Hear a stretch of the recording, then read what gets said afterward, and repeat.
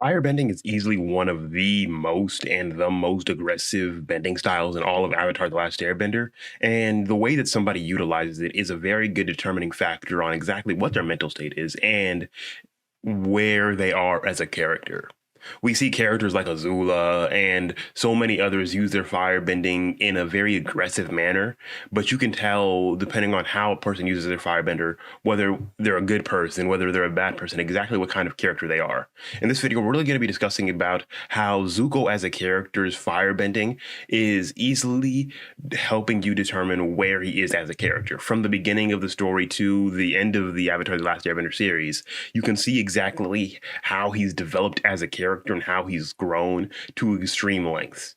In the beginning of Avatar, you can see Zuko is very aggressive with his firebending in terms of always grunting and always like making the hardest movements possible when it comes to firebending and always making sure, okay, do this, do it as like strictly as possible in these exact movements, not ever putting into account his own freedom, his own movement, and just being extremely aggressive as a character.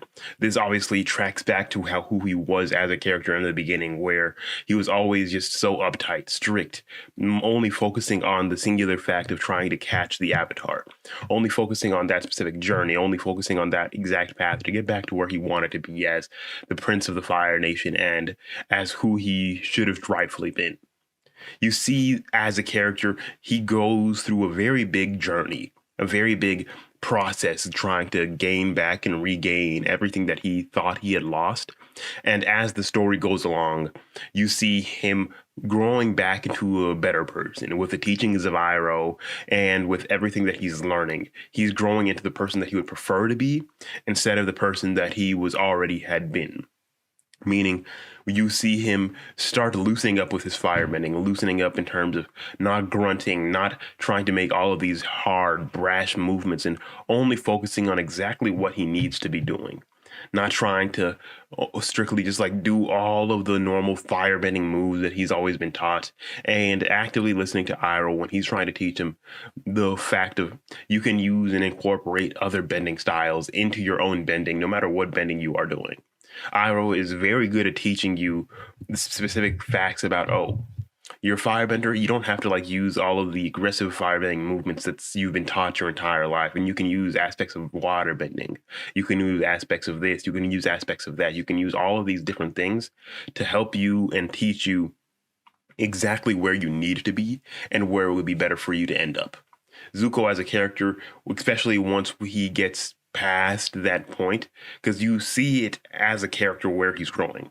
From the beginning, having his firebender haircut, where it's just nothing there, and then the big giant ponytail, to him letting that go, embracing himself, and actually trying to become a better person, to him growing out his hair, looking more normal, looking more like humane in a sense. And you could see that his character journey also goes through himself. You can see it in himself as he's becoming a better person. And that also correlates to his firebending. His character is easily changing along with the fact, and by the point that we get into him growing and growing and growing, either whether it be like him actively finally trying to work with the Avatar, work with everybody, and actively try getting rid of his bending, and gets to the point where he's not actively being able to firebend as well because he doesn't understand who he is. He doesn't understand what he's possibly able to do, especially like once he's actively working with Aang.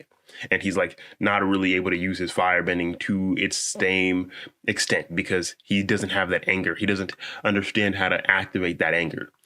He had always been using anger. He had always been using these brash emotions to activate his firebending. And the moment that he wasn't trying to activate and use them anymore, his firebending became extremely weak in terms of what it had originally been, because he was trying to go through a completely different path that no normal person had ever gone through. No, not a lot of people went through the fact of using other emotions instead of anger to lift your firebending, because obviously fire is always determined as this brash, angry, horrible type of bending style that you have to be angry and have to be very ruthless to be able to use. As once Zuko's actually finally starts learning, oh, you don't have to do this. You don't have to like use it this specific way. You don't have to use it like this. He finally goes out with Aang, learns from the dragons, and learns the true meaning and the true essence of firebending. He can actually finally get his firebending to work perfectly without ever having to tap into those darker emotions and those more angry emotions. He's, as a character, has grown from the pact of having only rage in his firebending to removing all rage and using it as more of just an extension of yourself, more of just who you are instead of trying to force it out like he had always been doing. Him as a character grows drastically from being this just angry kid to being the person that he becomes, the great fire lord that he ends up becoming. And you see as time goes along, even into Legends of Korra, as a very well respected, no problems ever realistically firebender that is now the peak and the best person that he could possibly be. You see his growth, you see his journey, you see everything that he's able to do, and he actively puts it into the best position and best pace possible. Zuko is a character that most people should actively study because a lot of people like this are in the real world, where they have a lot of anger inside of them and they're not sure how to use it, but eventually they let it go and they become a better person. I know I was like that. I know a lot of people were like that, where they had to use their anger and use it to kind of survive, but eventually they didn't need it anymore. Now they had to start finding a different way, and it was extremely challenging. You could see Zuko's challenge through that. You could see his entire challenge trying to deal with, oh, who am I? This who am I problem, and you see him struggle through that.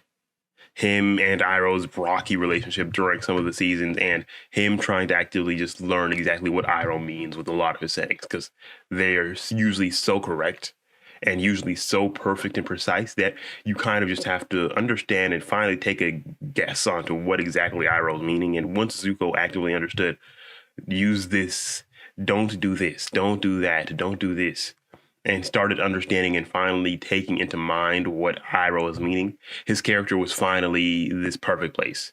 Because him and Azula basically started off in the exact same place, but you see where their firebending really took a very drastic turn. They both come from the exact same origins, but after a fact, Zuko started to understand how to use his firebending to a better place, and Azula started basically crumbling down and using her firebending more aggressively and more like a brute. You could see the very big difference about how Zuko as a character really just changed, and his character progressions and character development is probably my favorite in the entirety of the Avatar series. It is just so good and so useful to see how someone like that can become from this angry villain to one of the best heroes in the entirety of the story. But please tell me what you guys do think about Zuko's character development in the comment section below. If you guys did enjoy this video, leave a like, subscribe to the channel, and I will see you guys in the next video. Peace.